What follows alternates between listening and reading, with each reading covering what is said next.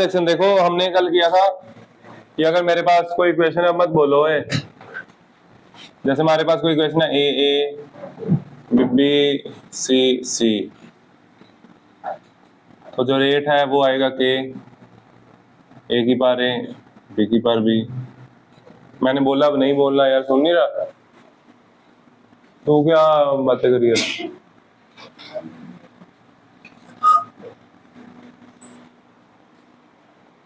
तो ये है law of mass action. Law of mass action कहता कि जो बैलेंस इक्वेशन होगी उसके अकॉर्डिंग कोएफिशिएंट्स यहाँ पे आते हैं, ठीक है। और ये लॉ थ्योरेटिकल लॉ है, ये जस्ट एक सिंपल बेसिक नॉलेज देता है कि rate is proportional to concentration, ठीक है। और वो एक्चुअली कैसे डिपेंड करे वो नहीं बताता। हो सकता है यहाँ पे A1 हो, 2 हो, 3 हो, इसके जो कोएफिशिएंट यहाँ पे जरूरी नहीं है सेम हो, ठीक है। वो आपको पता लगेगा, कल क्वेश्चन करेंगे इसके, फिर डिटेल में समझ आएगा, ठीक है।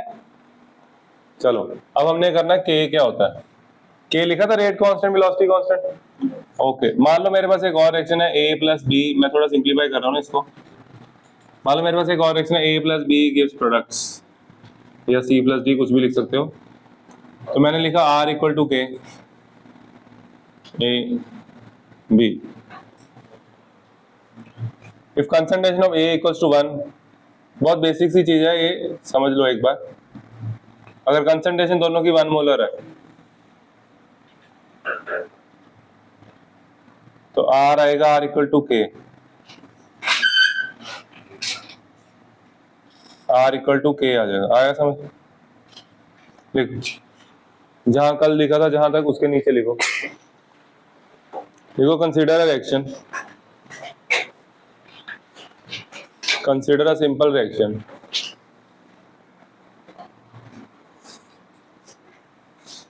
आपको ये वाली रिएक्शन लिखनी है, नीचे वाली, ठीक है। ये वाली।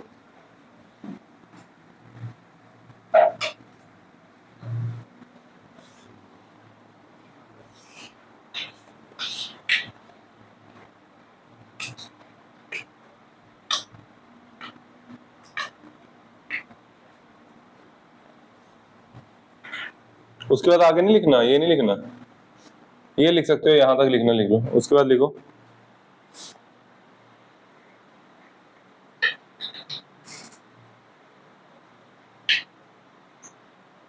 लिखो इफ कंसंट्रेशन ऑफ, ऐसे लिख लो ऐसे, इसका मतलब कंसंट्रेशन ही होगा।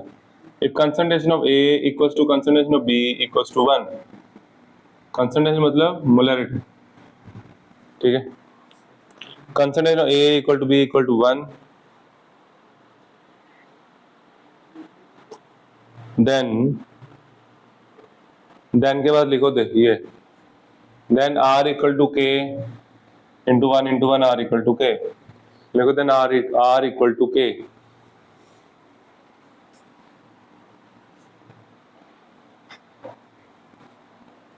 इसका मतलब जो के होता है वो रेट ऑफ रिएक्शन के इक्वल हो जाता है अगर कंसंट्रेशन सेम हो, ठीक है। आगे लिखो, लिखो दस the rate constant of a reaction, thus the rate constant of a reaction at a given temperature may be defined as rate constant of a reaction at a given temperature may be defined as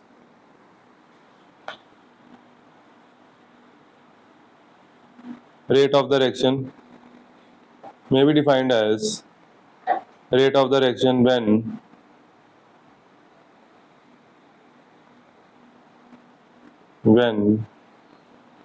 the molar concentration of each of the reactant is unity,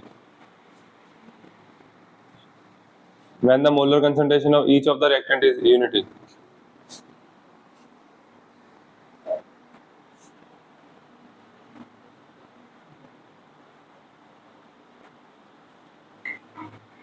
आगे लिखो next line में, that is why the rate constant,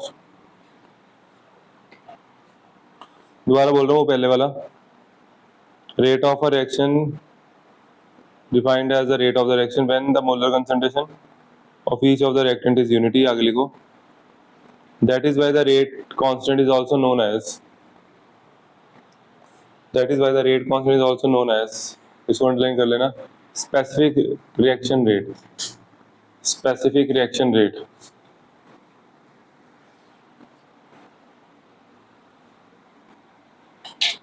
आगे लिखो characteristics of rate constant.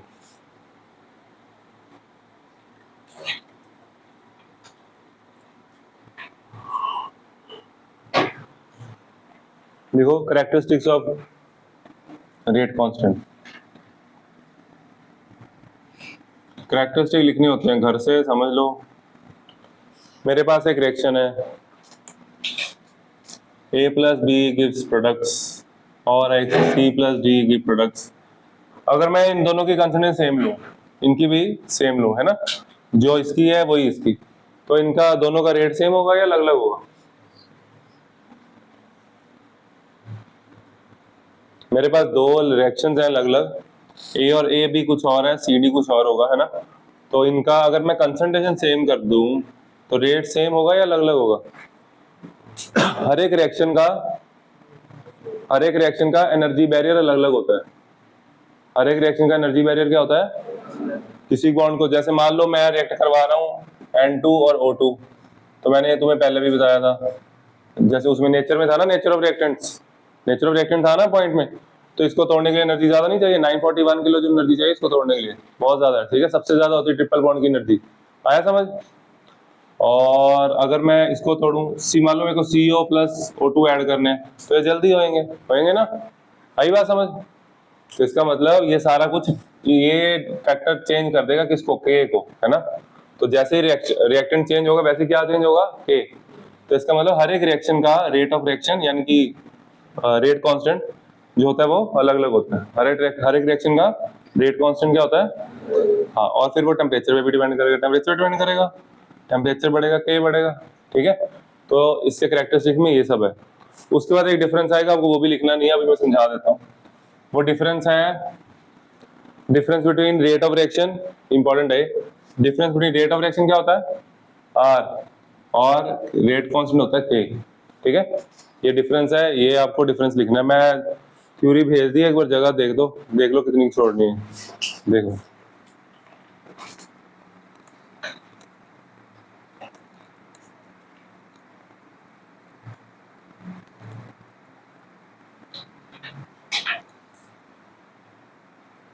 एक page पे आएगी वैसे, चलो।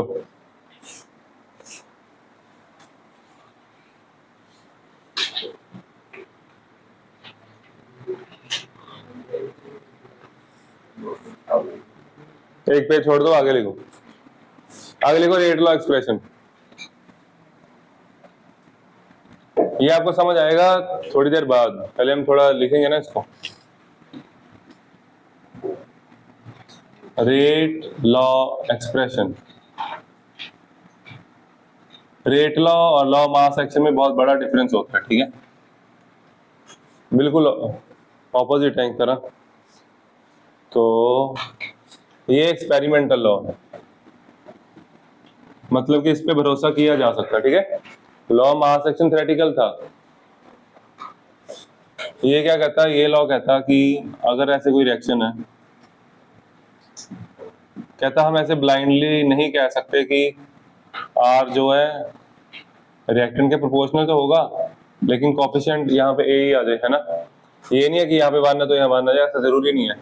हो सकता है यहाँ पे 2 आ जाए, 3 आ जाए, या 0 आ जाए, कुछ भी आ सकता है। कहता है B है, क्या आएगा? तो है तो ये एक्सपेरिमेंटली, लेकिन अभी मैंने आपको एक्सपेरिमेंट नहीं करा, जो मैं बता ही रहा हूँ, है ना, वो मैं अभी कराऊंगा, एक मैकेनिज्म कराऊंगा, सारा समझ आ जाए। तो ये लॉ कहता है कोफिशिएंट सेम हो भी सकते हैं, नहीं भी हो सकते। P, Q and R may or may not be equal to इसके small A, B and C respectively, ठीक है, as given in law of mass action, as given according to law of mass action, as given according to law of mass action। ये आपको भी कुछ नहीं लिखना, बताता हूँ। ये ना, यही क्वेश्चन अगर मैं उसके अकॉर्डिंग लिखूं, लॉ ऑफ मास एक्शन के अकॉर्डिंग, तो यहाँ आ जाएगा A, यहाँ आ जाएगा B, यहाँ आ जाएगा C, ठीक है, समझ आया? अभी ऐसे चेंजेस कब आती हैं, अब लिखते हैं, लिखो लिखो consider a general reaction, consider a general reaction, लिखो ये रिएक्शन लिखो, बस ये रिएक्शन लिखनी है और कुछ नहीं लिखना।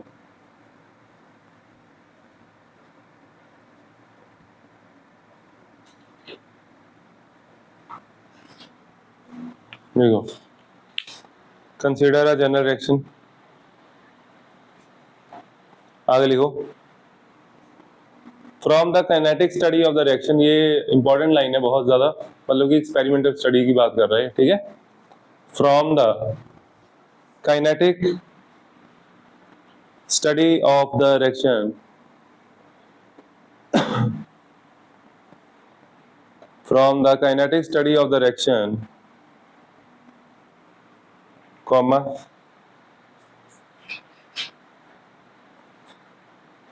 the dependence of the concentration of reactants, the dependence of the concentration of reactants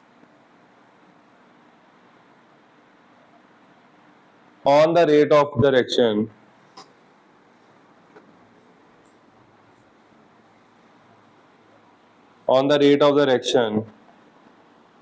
have been found to be,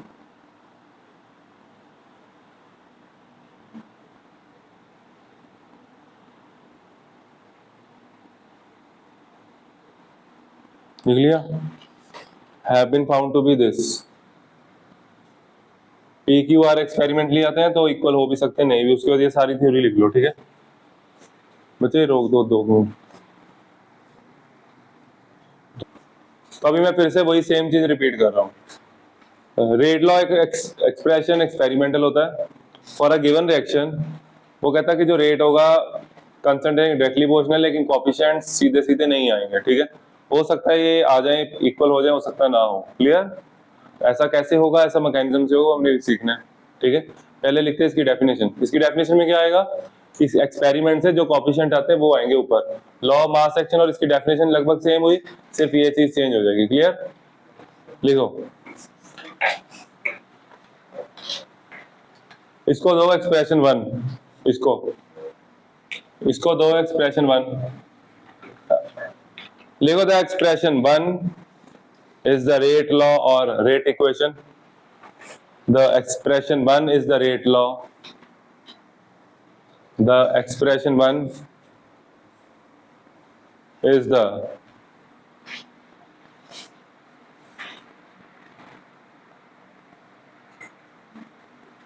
expression 1 is the rate law or rate equation, and it may be defined as the mathematical expression. बच्चे आपका एक numerical वाला test हुआ था electro का, ठीक है, वो सारा कर लो, एक सब्जेक्टिव टेस्ट हुआ था वो कर लो, कहीं पे डाउट है पूछ लो, आ जाना कल, ठीक है। डाउट्स लूंगा कल, मैं क्वेश्चन नहीं कराऊंगा, डाउट सेशन रखूंगा, क्वेश्चन आके कोई भी पूछ लेना, ठीक है। क्वेश्चन डिस्कस करेंगे, सारे क्वेश्चन मैं नहीं करा सकता, मैं फास्ट कराऊंगा, जिसको आते हैं उसको आई जाने समझ, जिसको नहीं आते उसको समझ नहीं आने। बेटर है अपना टाइम स्पेंड करो, खुद करो क्वेश्चंस को टाइम दो, जो क्वेश्चन फंसते हैं वो मेरे से पूछो, ठीक है। और एनसीईआरटी में ऐसा कोई क्वेश्चन ही नहीं है यार जो ना आए, टॉपिक समझना, टॉपिक देख लेना, चलो जी, बट चैप्टर अच्छे से तैयार कर लो, ठीक है। आगे लिखो the mathematical expression which denotes the, it may be defined as, थोड़ा और पीछे का बोलो, बोल देता हूँ, लिखो rate law expression, the mathematical expression which denotes the rate of a reaction in terms of molar concentrations of reactants, molar concentration of reactants with each term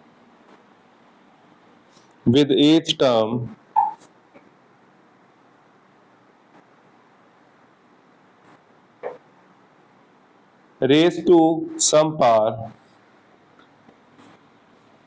with each term raised to some power which may or may not be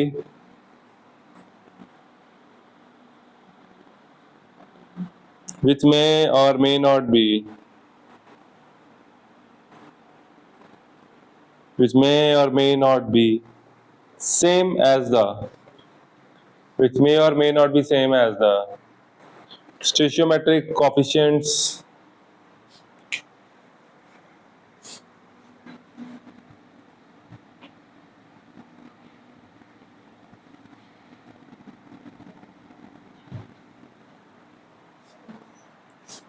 stoichiometric coefficient of the reacting species in a balanced chemical equation.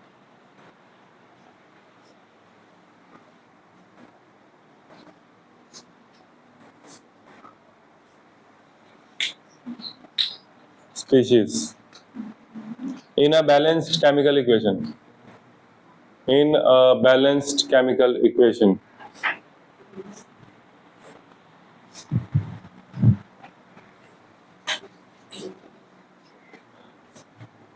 रब कर दूं उसको।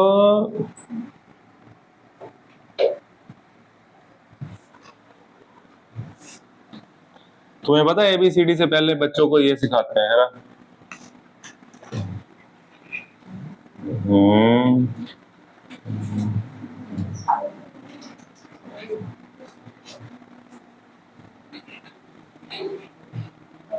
फिर आता है अभी मैंने आपको ये सिखाया, अभी आपको कुछ समझ नहीं आया कि क्यों कर रहे हो ना? बच्चा क्वेश्चन नहीं करता ना, तो ये क्या करना? मैं आज तो ये लाइन मान दी ना, लिखो ये काम हो गया। अब हम करेंगे, लिखो difference between rate law expression and law of mass action. अब आपको आएगा समझ कि हमने वो स्लीपिंग लाइन स्लैंटिंग लाइंस क्यों मारी।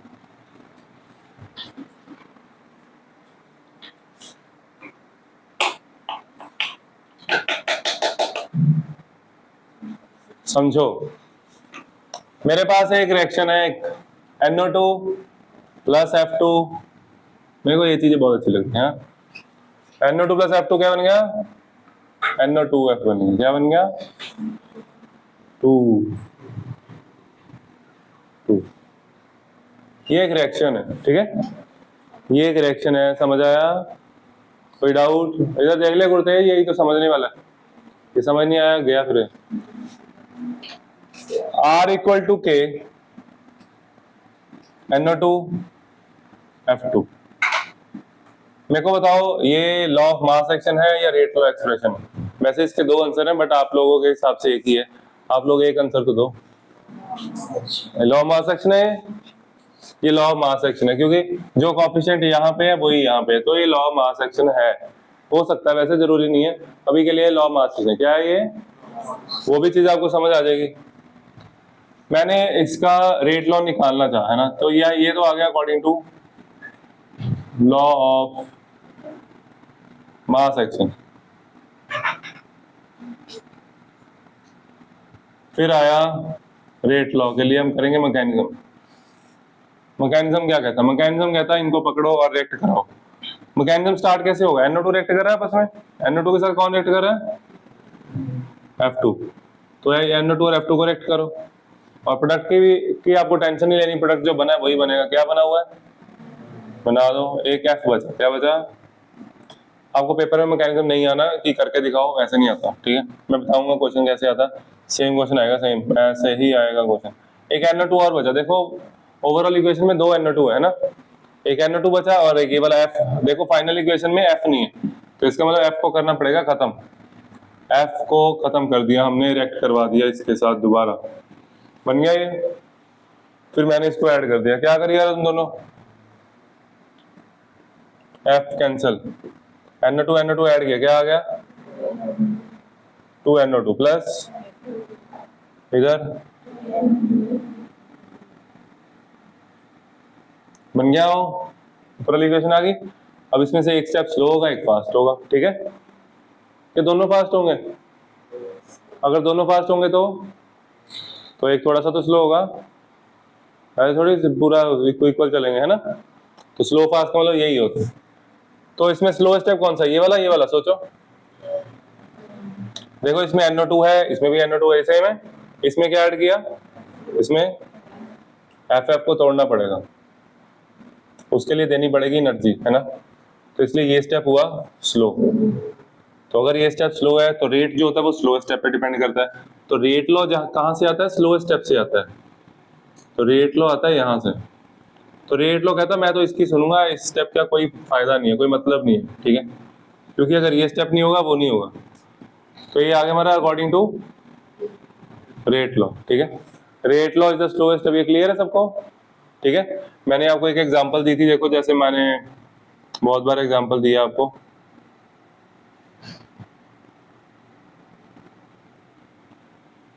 एग्जांपल दे दूं? कहता नहीं। मान लो प्लेन बनाने की फैक्ट्री है, इसके एक दिन में 100 यूनिट मैन्युफैक्चर होते हैं, इसके 50 होते हैं, इसके 10 होते हैं। इन तीनों का एक एक पार्ट असेंबल होगा तो एक प्लेन बनेगा। कितने प्लेन बनेंगे एक दिन में? 10 बने। कितने बनेंगे? ये कितने बच गए? तो ये 10, 90 बन गए, है ना? बचे। अगर मैं ये 10,000 कर दूं तो तब कितने बनेंगे प्लेन? 10 ही बनेंगे। तो ये फास्ट मैन्युफैक्चरिंग करने का ये जो यूनिट है इनका कोई फायदा नहीं है, क्योंकि स्लो स्टेप ये रेट इस पे डिपेंड करता है ना? आया समझ? तो रेट जो होता है वो स्लो स्टेप पे डिपेंड करता है। वो स्टेप तो जैसे ही होगा वो तो हो ही जाना, ठीक है? F2 को तोड़ना सबसे मुश्किल काम है, क्लियर? इस रिएक्शन में वैसे F2 को तोड़ना मुश्किल नहीं होता। देखो ये आगे समझ। तो अब यहां से हम कंपेयर करते हैं अकॉर्डिंग टू रेट लॉ। जो P आया, P कितना आया, Q कितना आया, और according to law of mass action A कितना है, B कितना है। तो उसने यही तो बोला था, कहता P और Q मे और मे नॉट बी सेम और नॉट। Q सेम हो गया, ये सेम नहीं है, तो ऐसा हो सकता है। तो ये इसका एक्चुअल है लॉ, ठीक है? अब एक और चीज समझा रहा हूँ, ये हमने कल करनी है, थोड़ी सी समझने की कोशिश करो। अगर मैं NO2 की कंसंट्रेशन डबल करता हूँ, पहले F2 पे आते हैं, चलो। अगर मैं F2 की कंसंट्रेशन डबल करता हूँ तो रेट पे क्या इफेक्ट पड़ेगा? यहाँ 2 करूंगा, 2 बाहर आ जाएगा, रेट डबल हो जाएगा। रेट क्या हो जाएगा? अगर मैं इसके अकॉर्डिंग करूँ तब भी डबल हो रहा है, यहाँ पे तो ये सही है ना? लेकिन अगर मैं NO2 की कंसंट्रेशन डबल करूँ, इसकी सेम रखूं, यहाँ 2 करूँ, तो रेट क्या हुआ? अभी भी डबल ही हुआ। तो एक्सपेरिमेंटली जब आप करोगे तो रेट क्या होगा? डबल। लेकिन according to law of mass action वो क्या होना चाहिए? 4 टाइम्स। इसका मतलब ये गलत है, क्योंकि रेट मेरा डबल हो रहा था, ये कह रहा 4 टाइम्स करो, हो ही नहीं रहा, ठीक है? आया समझ? तो दिस इज करेक्ट। ये समझ आया? और पता नहीं लगा? दोबारा बताऊं? दोबारा सुन लो। हमारे पास एक रिएक्शन है according to law of mass action, ये एज इट इज लिख दिया, मैकेनिज्म किया, पहला स्टेप, दूसरा स्टेप, और ये स्टेप स्लो है, ये स्टेप फास्ट होगा। तो जो रेट लॉ होता है वो स्लो स्टेप पे डिपेंड करता है, ठीक है? आगे समझ? लिख लो।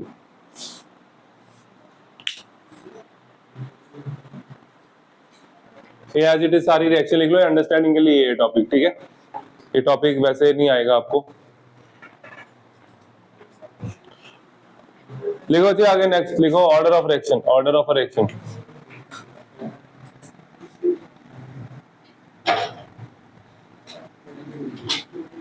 लिखो, ऑर्डर ऑफ रिएक्शन।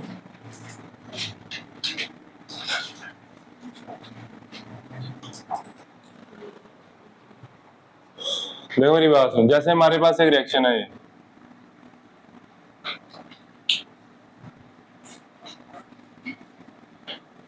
इसका जो रेट लॉ एक्सप्रेशन है वो है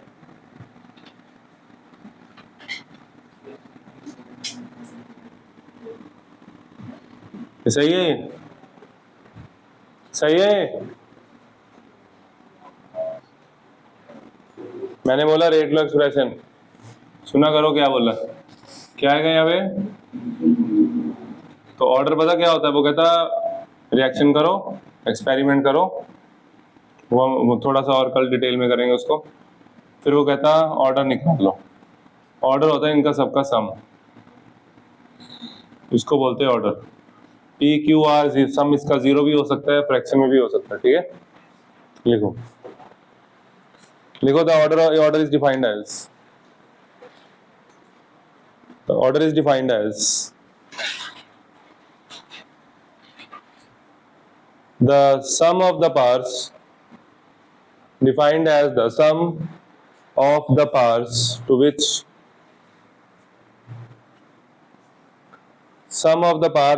which the concentration terms are raised.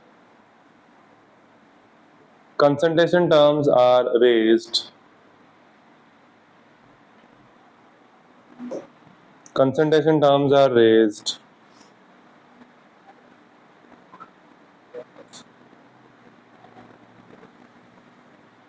in the rate law equation. In the rate law equation to express the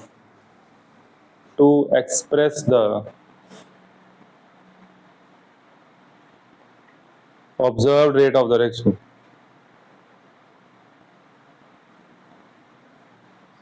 To express the above rate of direction.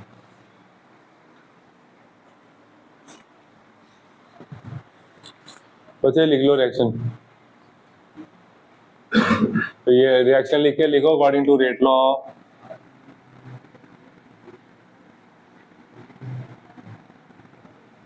हमें उसने experiment करके ये दिया सारा, ठीक है। फिर ऑर्डर लिख लो। क्या हुआ गुरतेज? पूछना कुछ, बताना, फिर बोल भी रहा है। कल एक क्लास लगा लें एक्स्ट्रा इसकी किनेटिक्स की क्लास लगा लें कल एक सुबह, है ना? बताओ, बोलो। देखो मैं तो तुम लोगों से वैसे ही पूछता हूँ, मैंने तो अपनी मर्जी से ही लगानी है, तुम लोग पार्टिसिपेट ही नहीं करते। कम से कम बोलो तो सही, तुम लोगों में है ही नहीं खुद में कि सिलेबस हम जल्दी सोचते नहीं तुम लोग। लगा लें, शाम को भी आना, ठीक है? आ जाओगे ना? 2 टाइम लगाएंगे कल क्लास। किसी को कोई प्रॉब्लम?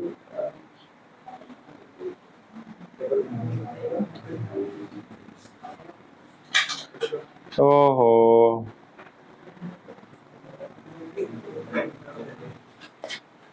शक्लें बना के बैठ जाते हो, लेबर क्लास हो जैसे वो लेबर होती है ना, तो बाबूजी हम एक ही दिन आएगा, एक ही टाइम पे आएगा, तो वही हिसाब है तुम्हारा। 2 बार आना है, ठीक है? 2 बार आना पड़ेगा, ठीक है बाबूजी? चलो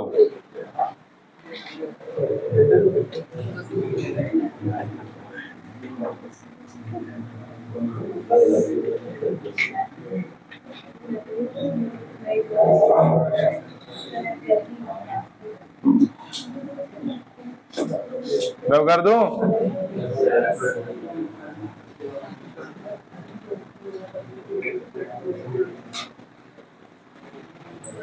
क्या हो गया बाबूजी? टेंशन में लग रहे हो? लिख लिया था? आगे लिखो। आगे हम करेंगे एग्जांपल्स। लिखो some examples of reactions of different order. लिखो some examples of reactions of different order. बस माजी, अब ऑनलाइन ही लगा लिया करो क्लास, हैं? ऑनलाइन के लिए? अच्छा, फिर आए क्यों नहीं? अच्छा, अगर सर ने अगली क्लास में पूछ लिया कल मैंने क्या कराया था, क्या बताओगे? हैं? आ जाओ, इधर आ जाओ।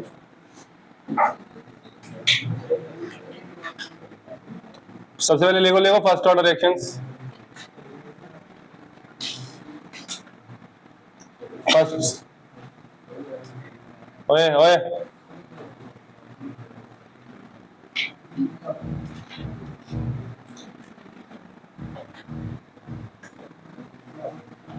बाबूजी यूनिटी बना रहे हैं, कहते क्लास एक टाइम लगेंगे। इधर ध्यान रखो, इधर रखो।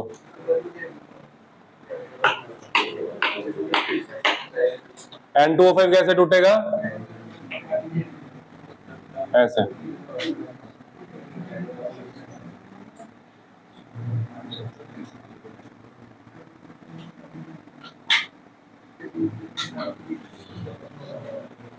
ओए गैविन, रणवीर चुप कर दो यार।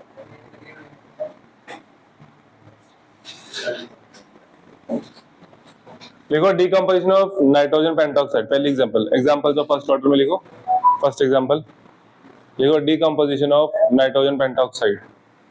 डीकम्पोजिशन ऑफ नाइट्रोजन पेंटॉक्साइड मतलब कि N2O5।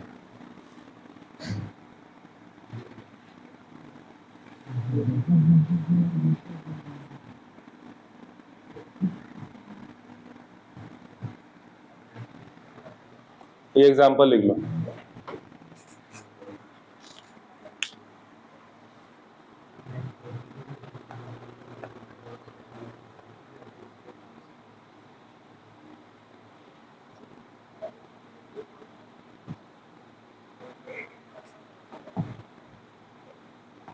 चले आगे, एक एग्जांपल और लिखेंगे।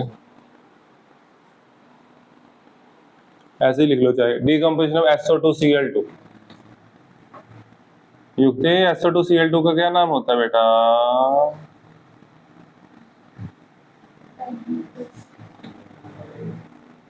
काश ये थायोनाइल क्लोराइड होता।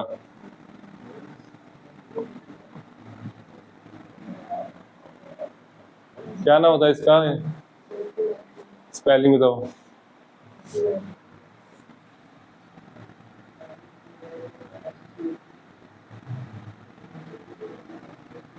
बच्चे SOCl2 होता था।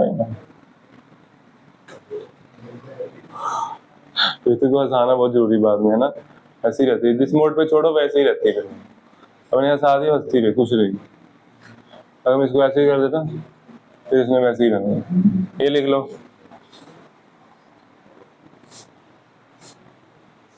चलो आगे लिखो, reactions of second order.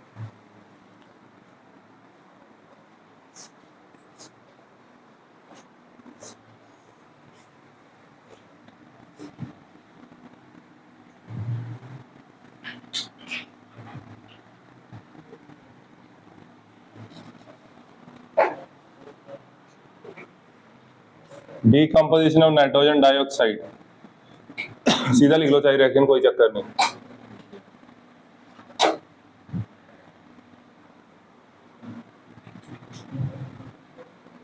Decomposition of nitrogen dioxide लिख लो।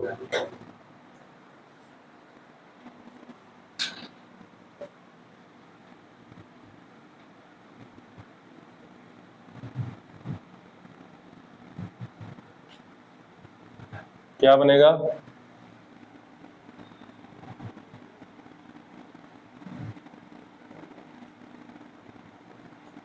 वो जो एसोसिएट वाली रिएक्शन लिखी थी ना, उसमें रेट लिख लो ऐसे, देखो R इक्वल टू के SO2Cl2। लिखा नहीं ना था? लिख लो, इसी जगह लिख लो, इधर भी लिखेंगे R इक्वल टू। पूर्वीर ऐसी करती है ना, जब 2-3 क्लासें लंबी लगा ले फिर आती नहीं हो, सो जाती है, क्या करती है वो। कितनी बार होगा? एक बार होता है मुकाम, 2 बार होता है, हर बार काम थोड़ी होता है। वो आलस होता है, आलस।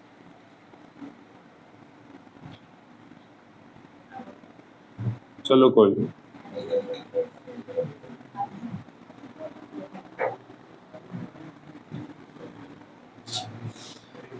क्या हुआ भूमिका? हाँ लिख सकते हो, लिखना मैंने बोला था लिख सकते हो, अगर लिखना है लेक्चर में देख लेना चाहिए, ठीक है, सुन लेना जब दिलाओगे, ठीक है। डीकम्पोजिशन ऑफ नाइट्रोजन डाइऑक्साइड,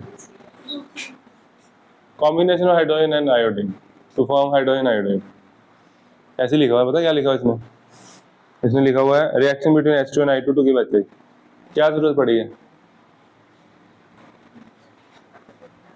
ये लिख लिया। रिएक्शंस ऑफ थर्ड ऑर्डर लिखो, reactions of third order. 2NO plus O2 nitric oxide होता है, 2NO। 2NO प्लस O2 बन गया 2NO2।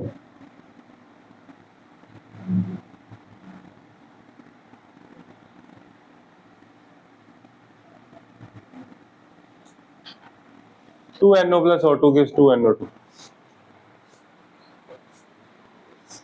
चले आगे।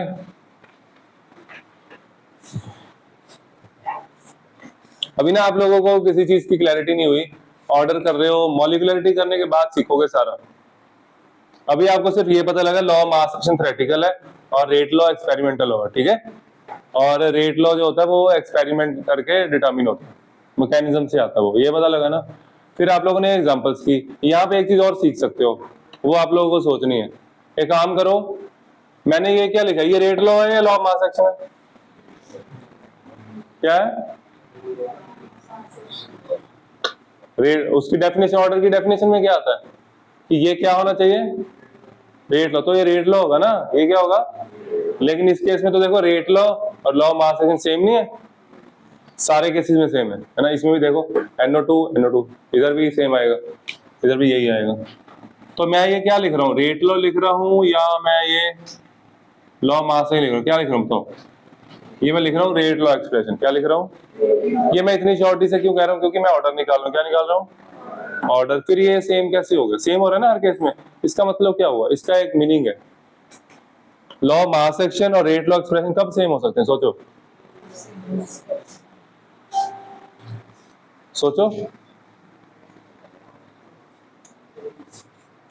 आंसर मेरे पास आ चुका है। रेट लॉ एक्सप्रेशन और लॉ मास एक्शन, इसके यहाँ पे अगर मैं आपको इसके सामने ये लिख के दूं, अगर मैं बोलूं ये लॉ मास एक्शन है, ठीक है, वो तो आपको पता लगी गया, ये आ गया। अगर मैं बोलूं रेट लॉ भी यही है, तो आपके दिमाग में झट से एक चीज आनी चाहिए, क्या? ये सिंगल स्टेप रिएक्शन है। क्या है इसका? स्लो फास्ट कुछ नहीं है, एक ही स्टेप है बस, ठीक है, आया समझ? तो अगर स्लो फास्ट हो तब रेट लॉ और लॉ मास में डिफरेंस आएगा ना, इसमें थोड़ी आएगा सिंगल स्टेप में।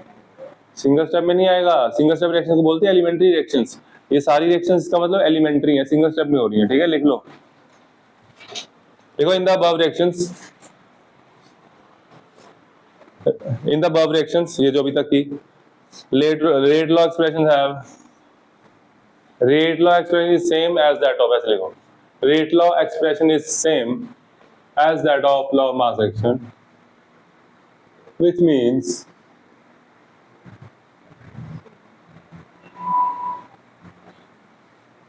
rate law expression is same as that of law of mass, which means that these are single step reactions. These are single step reactions. That is के बाद ना अंडरलाइन कर लें, जो वर्ड लिखेंगे क्या लिखेंगे, सिंगल स्टेप रिएक्शंस को और क्या बोलते हैं केविन? लिखो elementary reactions.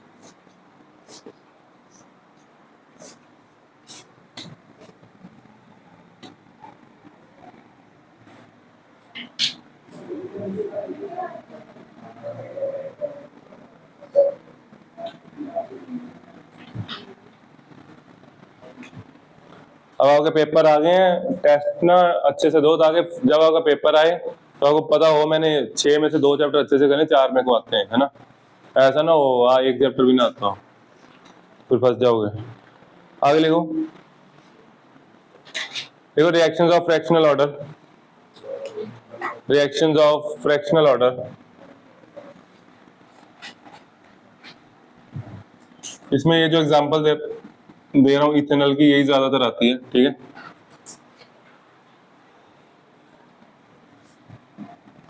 CH3 plus CO, इसका जो रेट लॉ है ना ये अलग है, सिंगल, ये कॉम्प्लेक्स रिएक्शन है, सिंगल स्टेप रिएक्शन नहीं है, क्योंकि इसमें यहाँ पे फ्रैक्शनल, यहाँ 3/2 आ रहा है ऐसे, ठीक है, कर लो नोट। इसका वाला, इसका कुछ मैकेनिज्म होगा जिसमें स्लो स्टेप में इसके 3/2 मोल्स यूज हो रहे होंगे, ठीक है, वो हमने नहीं करना। आपको फ्रैक्शनल की बस एक एग्जांपल याद रखना, ये बस, और ऐसे बीच में से कुछ नहीं पूछते, ठीक है, उसको मैकेनिज्म देना पड़ेगा तभी बता पाओगे।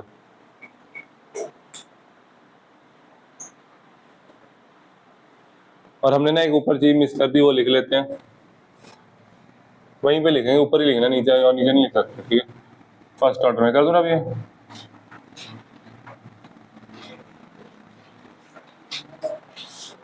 फर्स्ट ऑर्डर में ना मैं बता देता हूँ, पहले समझा देता हूँ। जैसे रेडियम है, रेडियम का एटॉमिक नंबर कौन बताएगा?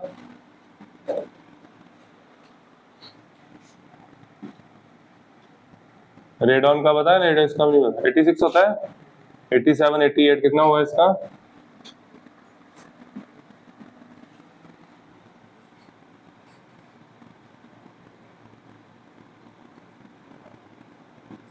ये रेडियो एक्टिव डिके है। क्या है ये? All radio active decay follows first order kinetics. ये बहुत ज्यादा इंपॉर्टेंट है, इसकी केस स्टडी आती है, ठीक है। केस स्टडी में आपको बताएगा नहीं कि फर्स्ट ऑर्डर लगाना है, फॉर्मूले फर्स्ट ऑर्डर के यूज करने उसमें, फिर देख के केस स्टडी बच्चे लेके आते हैं, सर इसमें फर्स्ट ऑर्डर क्यों यूज करें? All radio active decay follows first order kinetics, ठीक है। लिखो, ऊपर लिखो, ऑल नेचुरल और artificial decay of, all natural और आर्टिफिशियल डिके। पेज के ऊपर लिख लो, चाहिए ये बहुत ज्यादा इंपॉर्टेंट है ये, ठीक है। एमसीक्यू में सीधा भी आता है। ऑल नेचुरल और artificial decay of radio active nuclei, artificial और radio active nuclei, artificial decay of radio active nuclei are first order reactions, are first order reactions.